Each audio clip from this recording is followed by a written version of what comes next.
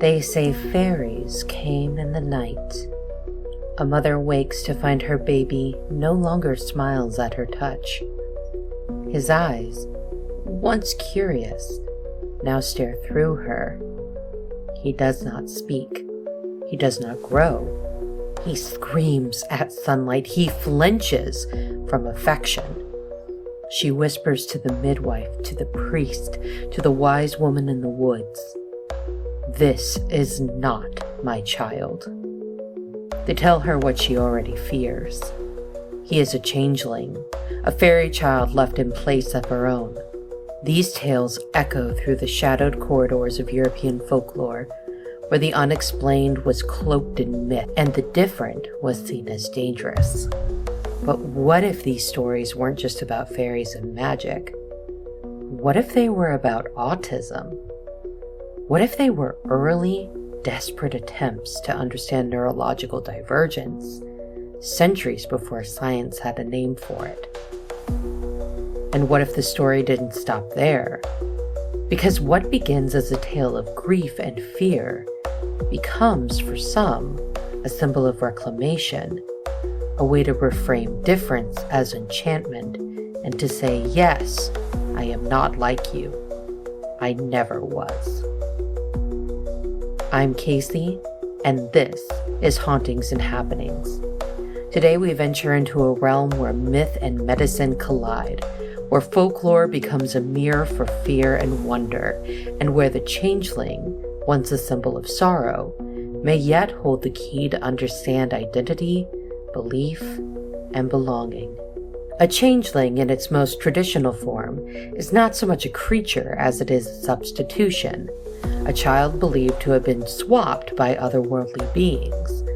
The real baby, it's said, was taken by fairies, trolls, elves, or spirits, and in its place, something not quite human was left behind. In the Wikipedia article on changelings, we learn that the term is most closely associated with European folklore, especially in Celtic, Norse, and Germanic traditions. These stories often involve a human infant, typically beautiful, healthy, and beloved, who is snatched away. In their place, an imposter is left, sometimes an elderly fairy longing for comfort in its final years, sometimes a sickly, otherworldly child, or even an enchanted log designed to die slowly and be buried by grieving parents. But what defines a changeling isn't just what they are, it's how they behave. Across the board, changelings are marked by unsettling traits. They might cry incessantly, recoil from touch, refuse to speak, or, eerily, speak too well and too soon. They might demonstrate odd intelligence or supernatural talent, such as playing instruments or dancing with adult skill in a child's body. In J.E.M. Hath's blog post, Changelings Where Autism Meets Folklore, she writes, changelings were described as resisting or having a poor response to physical affection, difficulty expressing emotions, appearing to cry for no reason, being particularly obstinate, and even being completely unable to speak. Similarly, Jose Ramon Alonso's article, The Changelings, Fairy Tales About Autism, published on Mapping Ignorance, describes changelings as having rigid bodies, frequent crying, and deformities. Many of them were able to appear normal at first, but changed suddenly after birth. An uncanny parallel to modern understandings of regressive autism. But changelings weren't only infants. As Living Liminally's blog post, Fairy Facts Changelings note, some tales describe older children, or even adults, being replaced. In those cases, the signs included sudden personality shifts, a failure to thrive, or unnatural knowledge. One anecdote from the Duchess IE archive recounts an 8-year-old boy found in a catatonic state after vanishing briefly into the woods. believed by his parents to be a changeling until he recovered. These behaviors and the unsettling aura that surrounded them were not simply quirks in the eyes of pre-modern communities. They were threats. In a world where every family member was needed to work, produce, and conform, a child who failed to do so became a terrifying mystery, and sometimes an unbearable burden. And behind these tales lies questions more uncomfortable still. Why did people believe children were taken? Was it grief, fear, punishment, a cry for help? In some stories, children were taken to become servants or companions. In others, it was revenge, or even a tribute to hell. And in many cases, it seems belief in changelings became a tragic tool for coping with disability difference, or even the urge to disown a child society had no place for. As Krista Jane writes in her blog, in these stories with changelings, there's a lot of evidence people made these stories trying to explain mental illness and autism. Instead of helping their child develop healthy skills through these obstacles, the family is content to wrap it up in an unnatural swamp. Thus, a changeling wasn't just a character in a fairy tale, it was a placeholder for fear, for grief, for confusion and desperation in the face of something inexplicable. The changeling myth, while most often associated with Celtic folklore, is far from isolated to the British Isles. It echoes across cultures, from the fjords of Norway to the mountains of Spain, from German forests to Arabian deserts. In nearly every corner of the pre-industrial world, one can find tales of children mysteriously altered, stolen, or replaced. In the Wikipedia article on changelings, the root of the word changeling refers to one who has been changed, emphasizing that this isn't a creature in its own right, but a swap, a deception. And that deception was often explained in terms of punishment, imbalance, or unmet spiritual laws.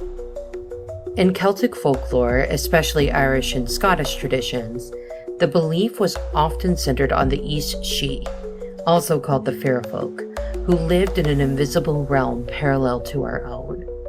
These beings were believed to covet human children for their beauty, vitality, or innocence. In many versions, they took human infants to raise as their own, leaving behind one of their own sickly kind, or a decoy crafted from wood, magic, or shadow. In Kimberly Quay's blog post, The History of the Fae Changelings, she explains that the reasons for these swaps varied wildly. The fairy could have used the human baby as a bargaining chip with the dark force, or because fae babies were believed to be healthier if fed from human milk. Other stories, especially from Northern and Eastern Europe, suggest that fairies needed human children as household servants or musicians. In the German tale of the Changeling of Spornitz, a deformed child was believed to be a swap made by forest spirits, and locals advised the mother to beat it until the fairies returned for their true child. Meanwhile, in Scandinavia folklore, trolls were often the culprits, as seen in many Norse tales. These hulking, earthbound beings stole babies not for love, but for utility, believing humans were hardier, prettier, and more magical than their own offspring. The changeling left behind might be wizened and ancient, or strangely silent and still. Even in Spain, particularly in Asturian legend, the Zana, a river nymph, was said to leave her child in a place of a human baby in need of nursing, as she herself could not produce milk.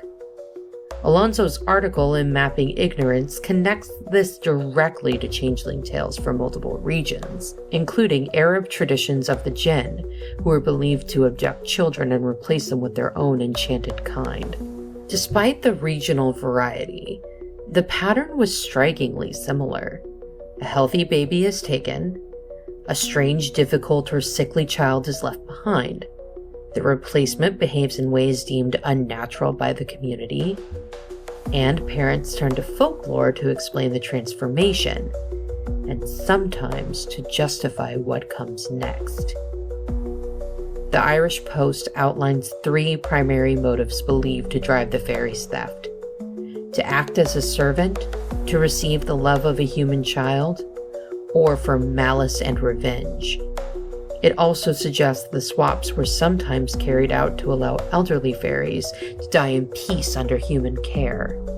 But the most chilling aspect of this folklore is not the fantasy, but its real-world impact.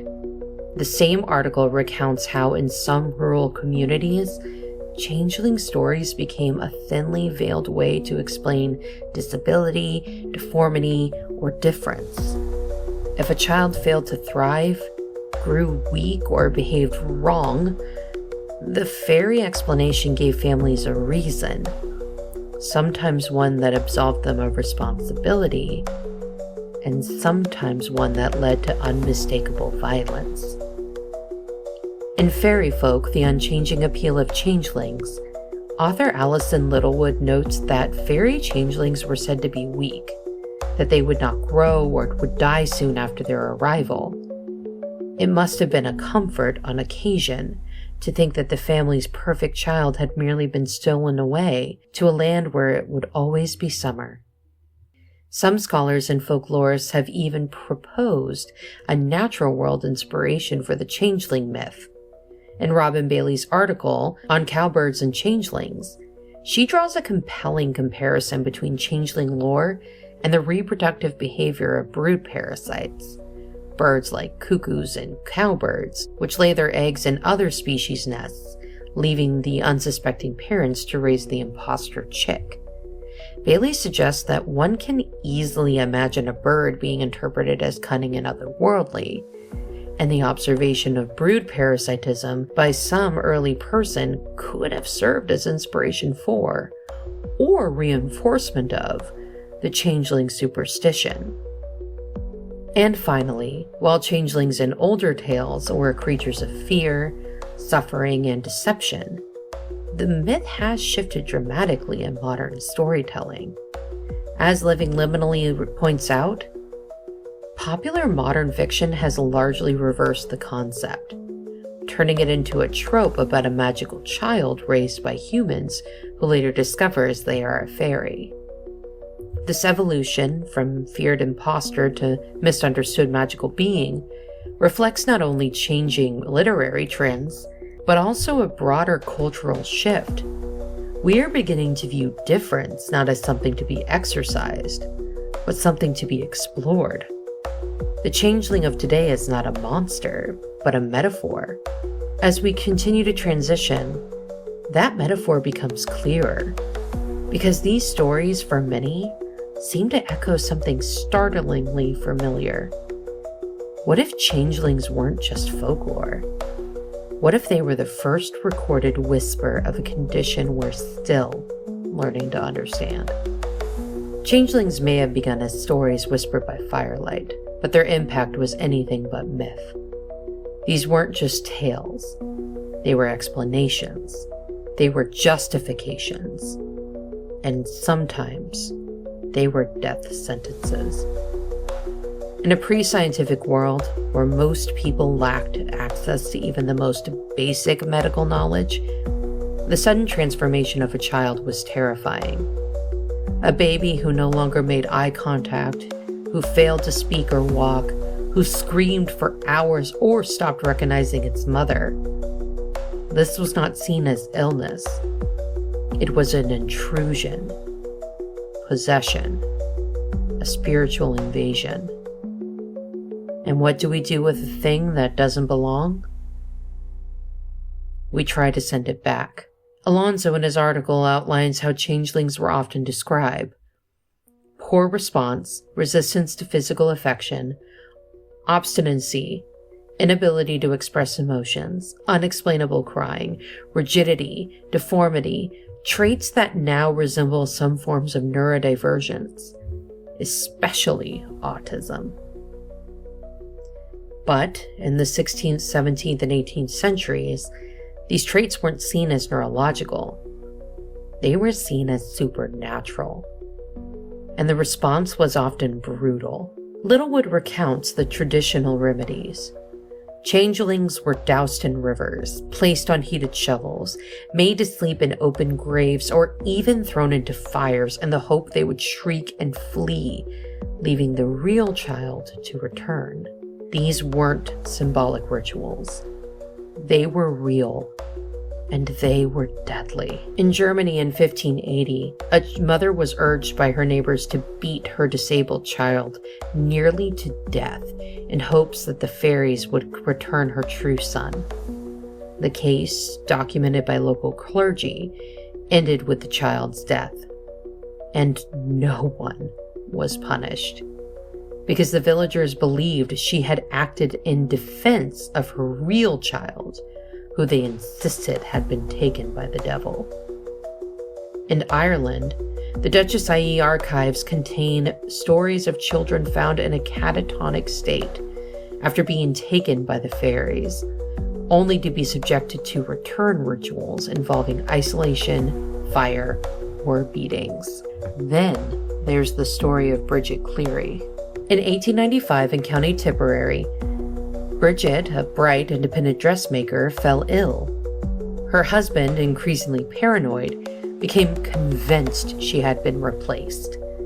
Over several days, he and her family members subjected her to rituals, accusations, and insisted she was a changeling. They held her over fire. They poured urine on her. They demanded she confess, and then, when she didn't return to being the wife they remembered, they burned her alive. Her husband later said, "She was not my wife. She was a fairy. The real Bridget would come back." Bridget's murder made headlines across Ireland and Britain. It shocked a society that had pretended it had outgrown such beliefs. But as Littlewood notes, even in 1895, when the Victorian view of fairies had turned whimsical, the old darkness still lingered beneath the surface. And Bridget was not alone. The NeuroLaunch editorial team points to the 1594 case of the changeling of Spornitz in Germany. A woman gave birth to a deformed infant. The neighbors insisted the child was not hers. They urged her to beat the child until the fairies returned the real one. She did. The child died, and like so many others, was buried in silence. These were not isolated incidents. They were part of a long, cruel pattern of what we now recognize as ableism, the rejection and abuse of disabled people cloaked in folklore and spiritual warfare. Even revered figures contributed to the violence. Martin Luther, in his 1540 commentary, described changelings as soulless shells, children animated not by God, but by demons. He wrote of one child, "It is a mass of flesh without a soul. The devil has replaced the child and must be destroyed." This theological framing, claiming that the disabled were not only non-human, but evil, was used for centuries to justify beatings, drownings, burnings, and abandonment. It's estimated that hundreds, perhaps thousands, of children died this way across Europe during the early modern period. As Jane observes, what sort of parent, even if they thought their real baby was kidnapped, would drop a baby into a fire? One who had been told by their culture, their religion, their fear, that the baby wasn't theirs to begin with. This is the raw truth behind the changeling legend. It was often not about protecting the stolen child. It was about ridding the family of a child they couldn't understand, didn't want, or couldn't afford to keep. In the Irish Post, the connection is made painfully clear. In poor substance-based communities, a child who could not contribute to the household was seen as a threat to survival. The changeling story helped families justify the unthinkable. The changeling myth served many functions. It was a way to grieve, a way to deflect blame, a way to assign supernatural meaning to suffering. But it was also a mask for something much more human. Fear, shame, rejection. It is in that context, not in the glimmering wings of fairy stories, but in firelit rooms and darkened cradles, that changelings became more than myth. They became casualties. As we'll explore, the behaviors once called changeling traits didn't vanish. They were reclassified, studied, and renamed. What our ancestors feared may not have been fairies at all. It may have been autism. The changeling myth may seem like a relic of a superstitious past, yet to many modern readers, it carries an eerie familiarity. A child who was once engaged in social suddenly stops speaking. They avert their gaze, they scream at touch, recoil from affection. They don't smile when spoken to, they don't respond to their name. These are the very behaviors that today might prompt a parent to seek an evaluation for autism spectrum disorder, or ASD. Autism is a neurological development difference, not a disease, not a defect. It affects how a person communicates, interacts socially, and processes the world around them. Autistic people may experience challenges with sensory input, repetitive behaviors, or unspoken social cues. Some are nonverbal, others are deeply articulate. Autism is not one thing. It's a spectrum of diverse neurological wiring. Before the term autism was coined by Leo Kanner in 1943, there was no scientific framework for understanding these behaviors. Instead, cultures leaned on story, and in much of Europe, the story was the changeling. In Alonso's article, he writes that changelings are characterized by their poor response, resistance to physical affection, obstinacy, inability to express emotions, unexplainable crying, and some physical changes such as rigidity or deformity. Some are unable to speak. He notes that these characteristics overlap with some modern presentations of autism, particularly those involving communication differences or sensory dysregulation. Similarly, a 2005 study published in the Archives of Disease in Childhood by Dr. Julie Liask and colleagues compared changeling folklore across the UK, Germany, and Scandinavia. They concluded changelings are described as unresponsive, resistant to affection, did not express emotion, cried a lot, or did not speak. Descriptions very similar to those given to autistic children. These parallels are not accidental. They reflect a long-standing struggle in many societies to understand children who seemed to change, who did not meet expected development milestones, or who interacted with the world in atypical ways. But it's important to acknowledge that changeling tales cast a wide net. Not all children labeled changelings would meet modern ASD criteria. As Living Liminally clarifies, the changeling label was more commonly applied to children with physical disabilities or congenital issues.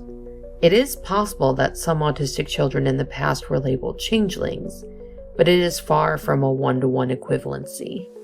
Indeed, many changeling victims may have had epilepsy, cerebral palsy, birth trauma, or rare genetic syndromes. The changeling myth became a cultural container for unexplained difference, neurological, behavioral, or physical.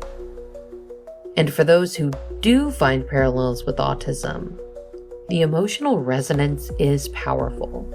In From Changelings to Extraterrestrials, Depictions of Autism in Popular Culture, William Albury describes how changelings were the first of several metaphors used to describe people seen as fundamentally different. He draws connections to feral children, Martian outsiders, and misunderstood aliens, figures who, like autistic individuals, are often depicted as detached, literal, or emotionally unreadable. The idea that some may be human, but not quite in the same way, remains a deeply harmful cultural thread. Yet not everyone finds the changeling metaphor alienating. Some autistic individuals have reclaimed the label as a symbol of resilience and misunderstood brilliance. Within the neurodiversity movement, which views neurological differences as human nature as natural human variations, changeling stories are sometimes reframed as metaphors for being enchanted, rare, or possessing unique insight. In Understanding Changelings and Autism Connection, an autistic blogger named Sarah writes, "The changeling myth resonates with me because it captures that feeling of being fundamentally different, of seeing the world in a way others don't. But I'm not a fairy child.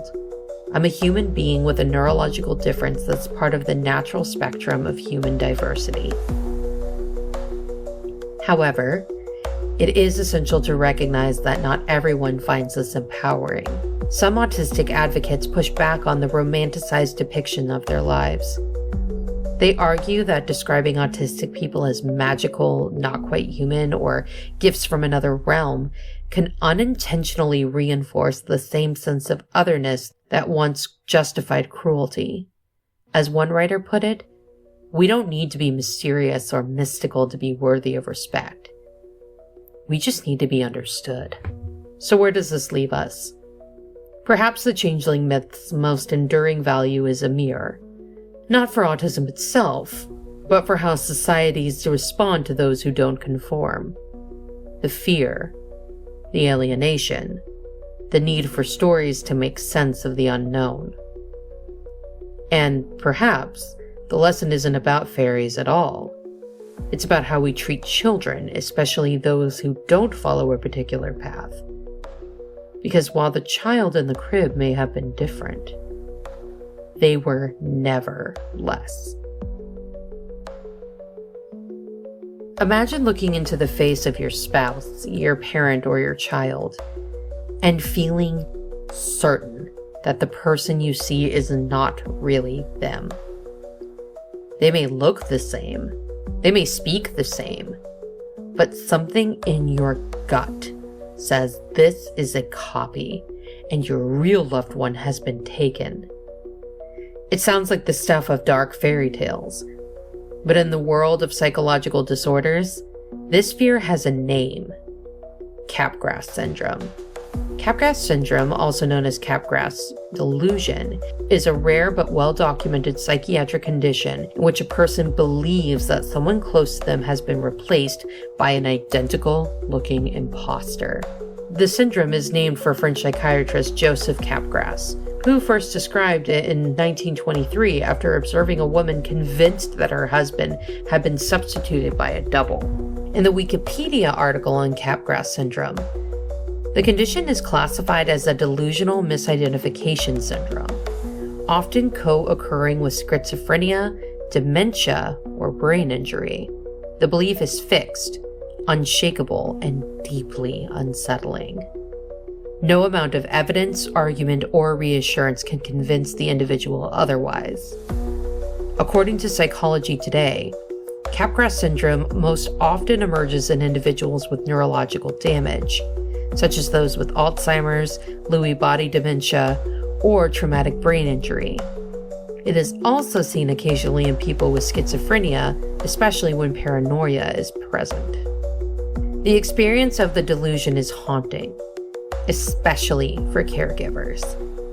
In her article for Michigan Health Blog, Dr. Susan Meixner describes how dementia patients with Capgras will look at their spouse, child, or nurse and ask, "Where's the real one?"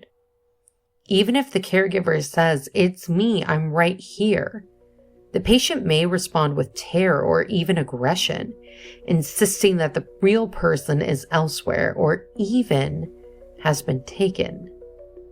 Capgras is a condition of emotional disconnection. The brain recognizes the face, but something in the emotional circuitry fails to fire.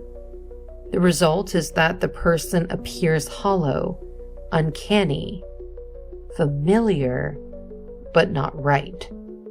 In psychological terms, the visual recognition center, or the fusiform gyrus, remains intact, but its link to the emotional memory system, the amygdala, is disrupted. In essence, the heart no longer recognizes what the eyes still see. It's difficult to read this and not hear echoes of changeling lore. Because what is a changeling at its core if not a child who looks the same, but no longer feels the same? In understanding changelings and autism connection, the author notes, the changelings myth can be interpreted as an early cultural attempt to express what today we might call emotional detachment or disassociation. The child is there, but their essence, as the parents perceived it, is gone. And Capgras doesn't just apply to people.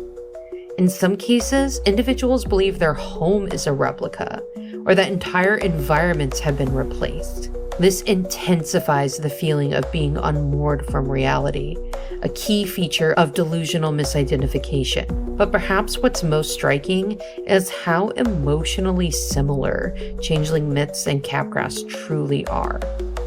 In both, there is a deep disruption in trust. There is certainty in the false belief, even against all logic. And there is often a desperate need to retrieve the real people. And in both, that desperation can turn dangerous. While modern caregivers are trained to manage Capgras episodes with calm redirection and therapeutic support, families in the past didn't have that framework. They only had stories. And those stories told them if your child is no longer your child, burn it, beat it, banish it.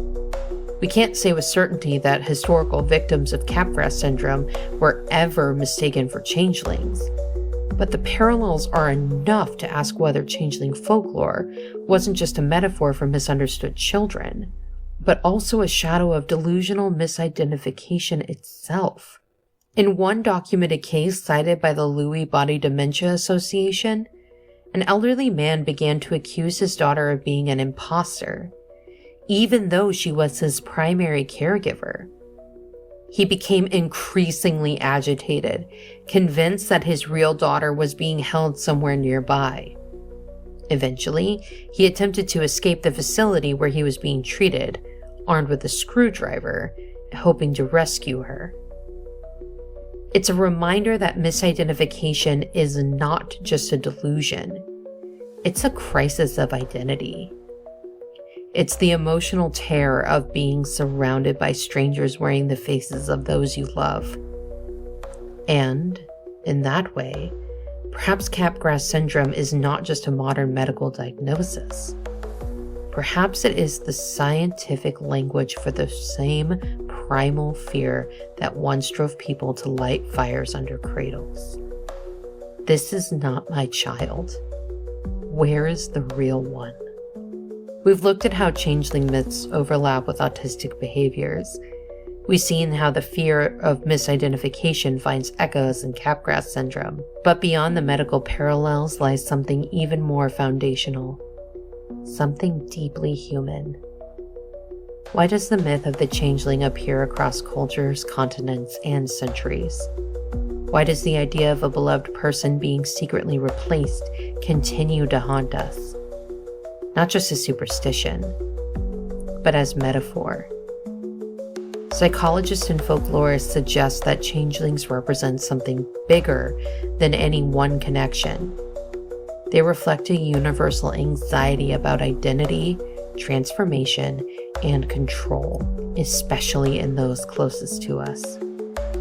In Albury's article, he argues that changelings are part of a long tradition of symbolic figures used to describe people who fall outside the norm. In every era, the metaphor shifts. In early modern Europe, they were changelings or feral children. In the Atomic Age, they became aliens or pod people. In today's narratives, they're often coded as autistic or neurodivergent. While metaphors used to describe individuals with autism have evolved over time, Albury writes, their consistent focus on the otherness of these individuals raises interesting questions about the conception of normalcy in Western society. This idea, the fear of the other, is at the core of changeling lore. Not just that someone is different, but that they are close to us and yet not quite right. The child in the crib, the partner in the bed, the friend at the table. Everything looks familiar, but something feels off. That feeling, psychologists say, may be tied to what's known as the uncanny valley, a concept first coined in robotics, describing the discomfort we feel when something is almost human, but not quite. It's why lifelike dolls and realistic robots creep us out. It may help explain why the changeling myth feels so primal. The changeling looks like your child, but doesn't act like them. The effect is not just sad, it's unsettling. Changelings also touch on a psychological concept known as projection. The idea that we project our own fears, failures, or guilt onto another. In times of grief, trauma, or postpartum depression, a parent might feel disconnected from their child. In a culture lacking mental health support, that internal rupture could be externalized into myth. It's not me. The child has changed.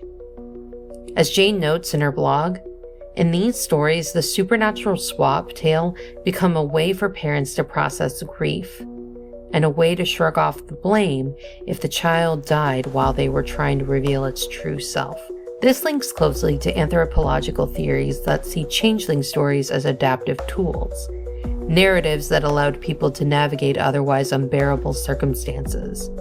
If a child was born disabled or became sickly, the family might not only face emotional pain, but economic ruin and social ostracization. Calling the child a changeling offered a strange kind of relief. This is not our child. Our real one was taken. This isn't our failure.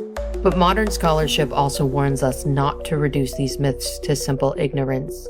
In her Living Liminally article, the author pushes back on the idea that changeling myths were only primitive explanations for disabilities. She writes, they are not one-to-one with autism. They are broader, more complex.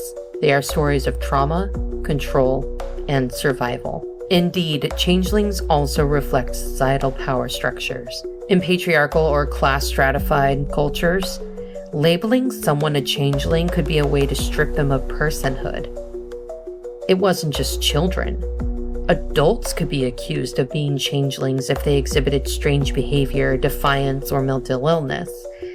In some stories, women who resisted marriage or failed to conceive were said to be not quite human. The changeling label was, in some cases, a form of social control. From a scientific standpoint, the changeling myth sits at the intersection of neurology, sociology, psychology, and narrative. It is not reducible to one thing, because it was used to explain so many things. It gave shape to postpartum depression, early childhood regression, genetic syndromes, sensory processing disorders, grief, paranoia, and the raw human fear of change itself. It is, in essence, a mythology of rupture. And that rupture doesn't belong to the past. It still exists, though now it wears a lab coat or a DSM label or a psychiatric intake form. What the changeling gave voice to, emotional disconnection, parental grief, the terror of losing someone who is still physically present, remains unresolved in many ways. The difference now is that we have tools, diagnosis, language, support systems, and ideally, empathy. Where once we said, "This is not my child," we can now say, "This is my child," and they experience the world differently. let me try to understand. For centuries, the word changeling carried with it a whisper of shame. It implied that someone, often a child, was unnatural, corrupted, or wrong. It was a mark of misfortune, of exile, or fear. But in recent years, something remarkable has begun to happen. The changeling is being reclaimed. Across autistic, neurodivergent, and queer communities, changeling mythology has taken on new meaning, not as a label of brokenness, but as a symbol of belonging elsewhere, of beauty and difference, of the magic in misfit identities.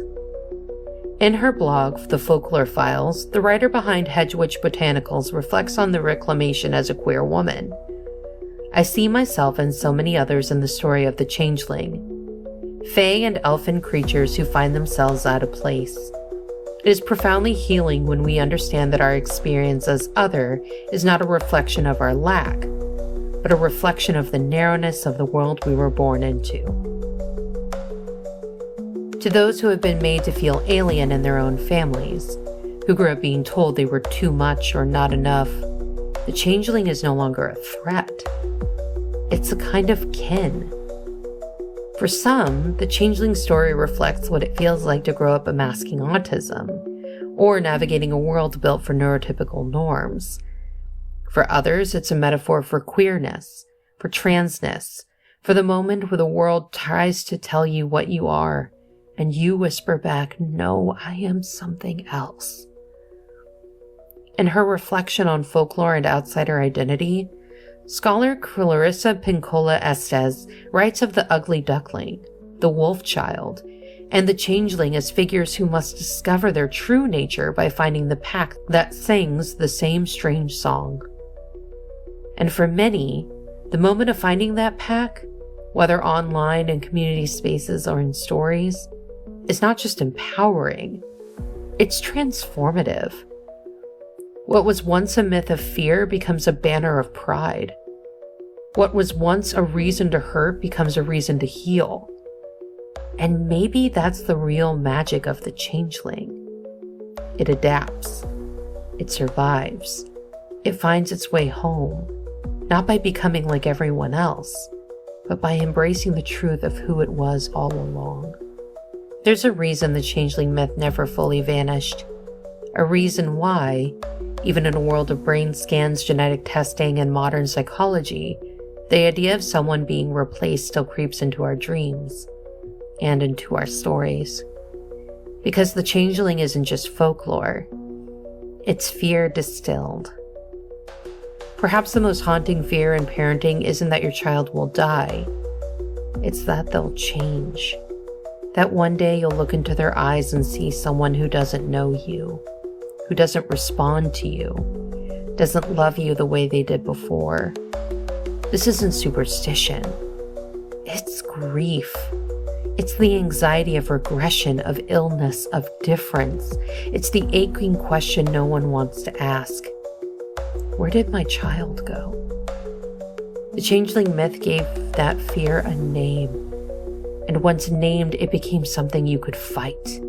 You could drive the changeling out, get your real child back, but beneath the myth lies that terrible human truth. Sometimes children change, and there is no one to blame. Psychologists call it the uncanny valley, the eerie sensation triggered when something looks almost human, but not quite. That same eerie feeling applies when a person seems familiar, but their behavior doesn't match.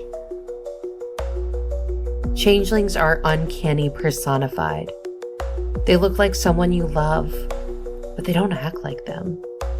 They feel off, and that feeling is unsettling on a gut level, long before reason has time to catch up. As explored in Capgras Syndrome, even the rational mind can fall prey to this fear, mistaking loved ones for imposters based solely in the absence of emotional recognition. The changeling frightens us not because it's monstrous, but because it's almost normal, almost real, almost human. We're hardwired to seek sameness, to find safety in the familiarity.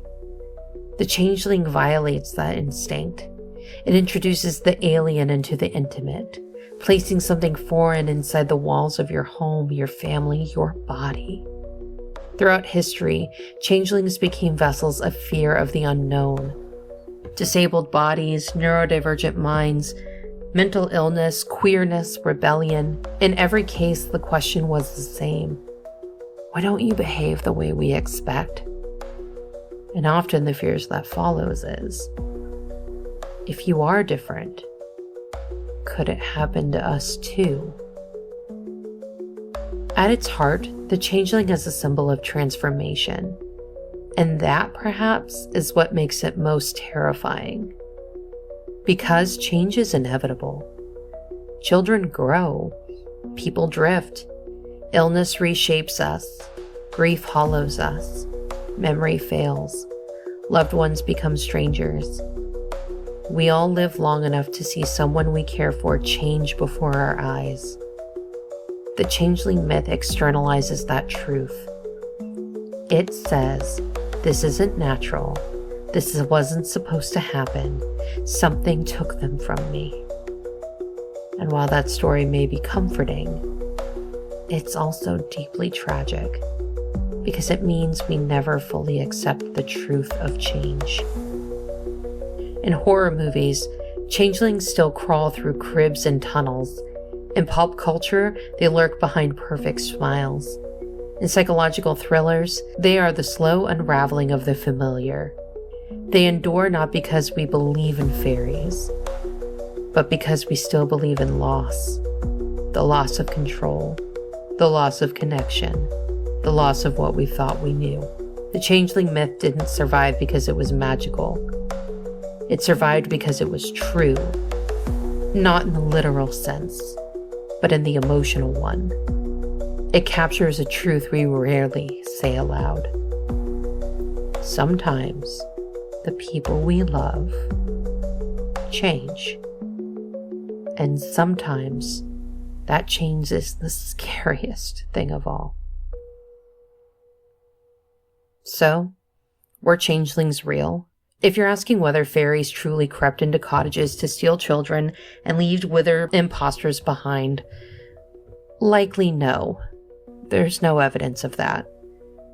But if you're asking whether the changeling meant something real, the answer is unequivocally yes.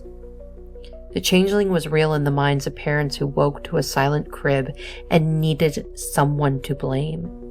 It was real in the hearts of families grieving the unexplained changes in a child's behavior long before words like autism, dementia, or mental illness existed.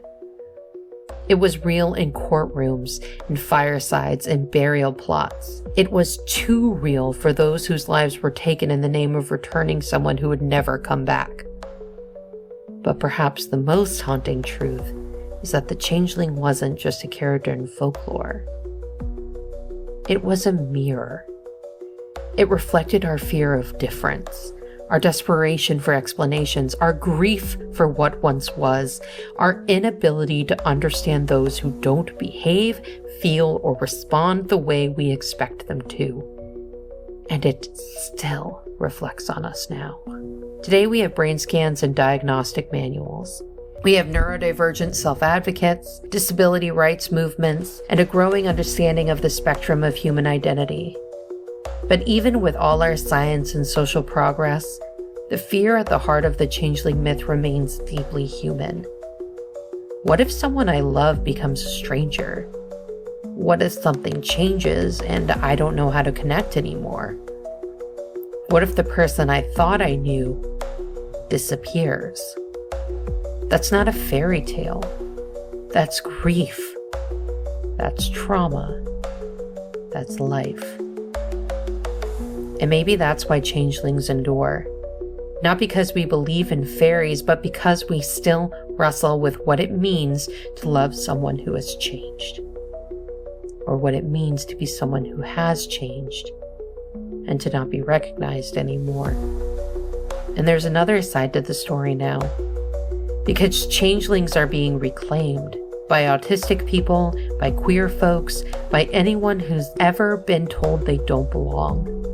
This tale that once said, "You are not one of us," is being rewritten into a declaration. Maybe I never was, and maybe that's beautiful. So, changelings, truth or tale? The answer is both. A tale born of fear, a truth born of difference, a myth that haunts, a symbol that heals. And in that strange liminal space, half in shadow, half in starlight, the changeling still watches us and waits to be understood. Thank you for joining us on today's journey into the unknown. If you enjoyed this episode of Hauntings and Happenings, don't forget to subscribe, leave a review, and share it with fellow seekers of the strange. Got a story, theory, or a haunted hotspot you want us to explore? Reach out to us at our email, hauntingsandhappenings@gmail.com, and you might just hear it in a future episode. Remember, the world is full of mysteries waiting to be uncovered, and together, we'll keep searching. Until next time, stay curious, stay cautious, stay spooky, and of course, keep it weird.